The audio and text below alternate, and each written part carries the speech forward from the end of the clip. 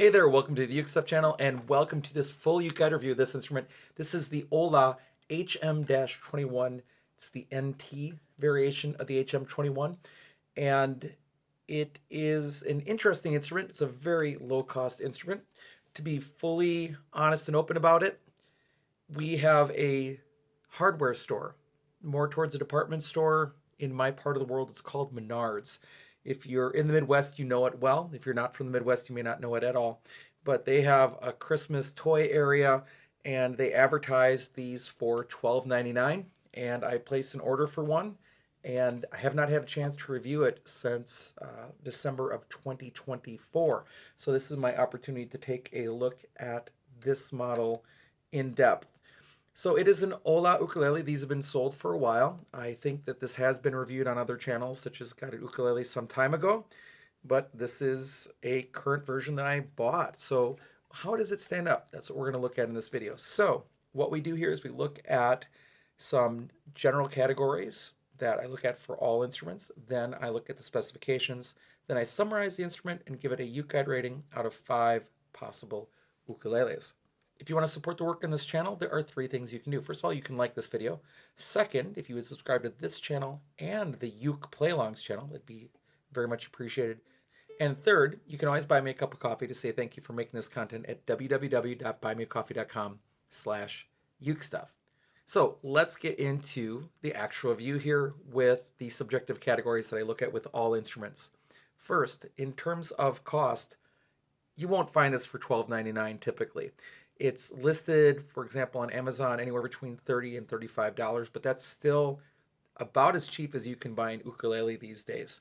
And with that, you get a really light gig bag, you get some picks, you get a link here to some online lessons, and there's also a strap that's a clip strap. I don't like those. Some people do. I know Jake Shimabukuro plays with a different version of a clip strap that just goes around your neck and goes into the sound hole and holds it there.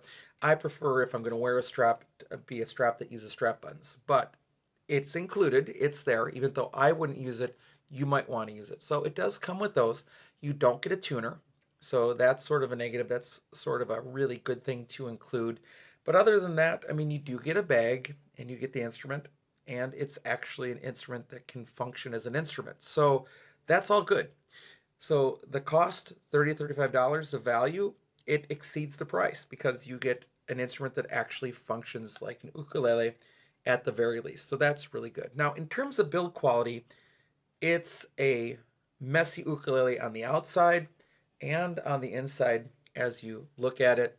The tuners are hard to turn and the fretboard and the bridge are very dry and need to be oiled.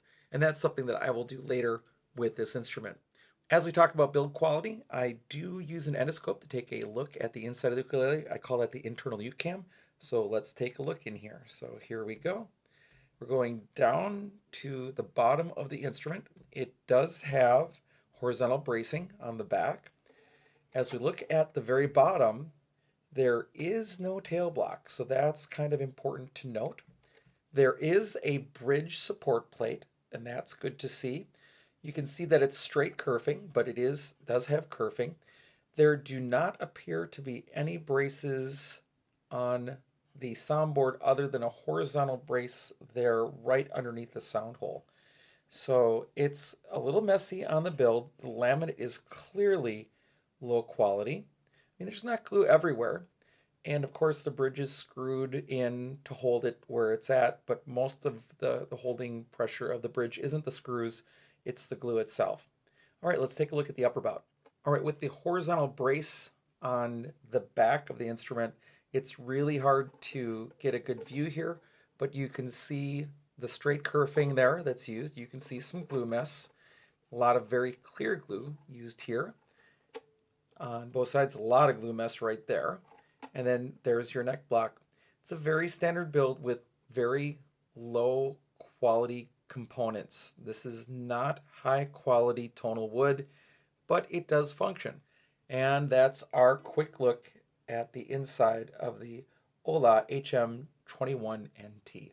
And so as I mentioned, it really is messy on the top in that build, and the rest of it is just, I mean, you can see the quality of the laminate coming through the finish and all that. So yeah, it's a messy build. In terms of appearance, it's very plain. You have a transfer rosette there, and then you have a abalone transfer here with the Hola logo on it. But otherwise, it's very plain. It sort of looks like a spruce top, but it's not. And then, finished back and sides of the same, at least sort of stained color. If you want one of these, you can order one right now from Amazon. And the playability here is a little mixed. You do have again, narrow 35 millimeter nut with narrow string spacing, pretty narrow string spacing, in fact. And as you can sort of see, they've left a lot of room on the sides of the G string and the A string, which makes the rest of the string spacing really tight. So that's not so great. But the action is set up pretty well on this instrument, especially for a cheap import laminate instrument. The neck is C-shaped and thick. So it's a mixture. The setup is nice, but a lot of the other factors make it harder to play. So it's sort of a give and take.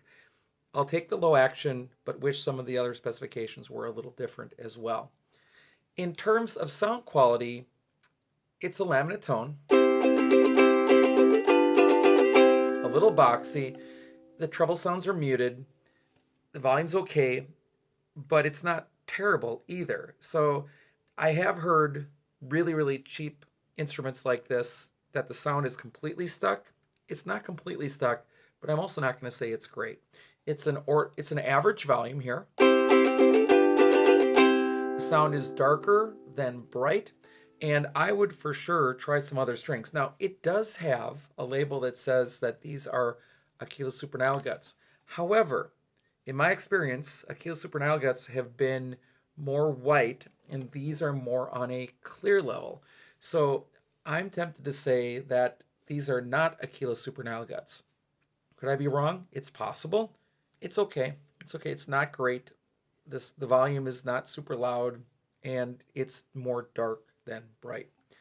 One of the demonstrations I make in these videos is what I'm hearing and letting you see what I'm hearing by using the app Tonal Energy Tuner to let you hear what's going on with the harmonic energy as I play a chord. Generally on a GCEA instrument, I'm going to play the C chord. So that's what I'm going to do here. Here we go.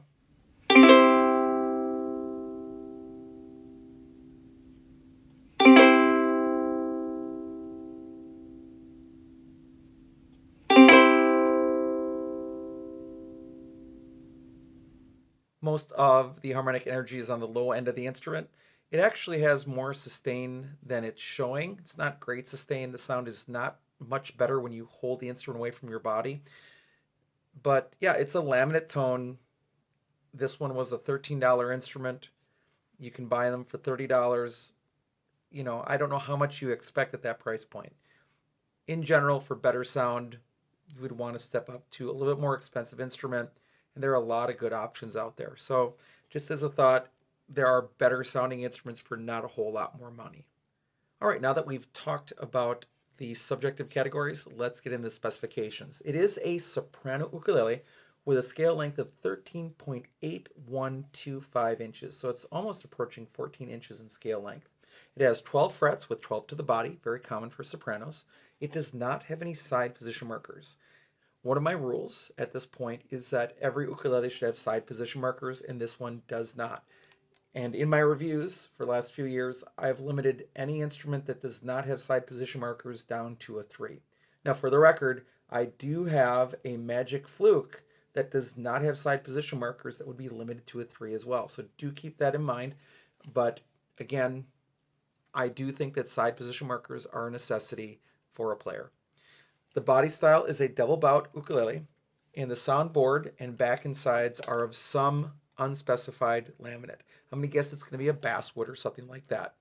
The fretboard is walnut, very dry. The bridge is a slotted bridge, and that is also walnut. However, they are different colors, which I don't really like.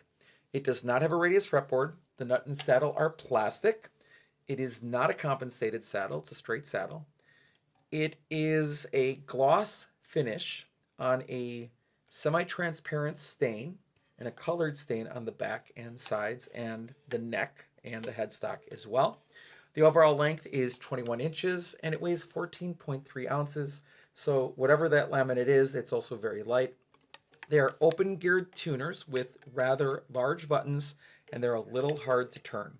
The action at the first fret is 0.57 millimeters, which is really good.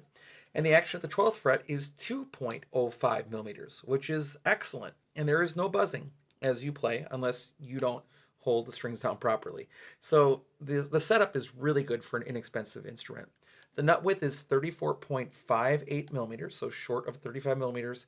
And this is the real negative other than the neck shape, which is that there is only 8.27 millimeters between each string at the first fret, which is only 27.47 G to A. So that's really tight string spacing, again, because they left a lot of room on the sides of the G and A string. Too much at that point.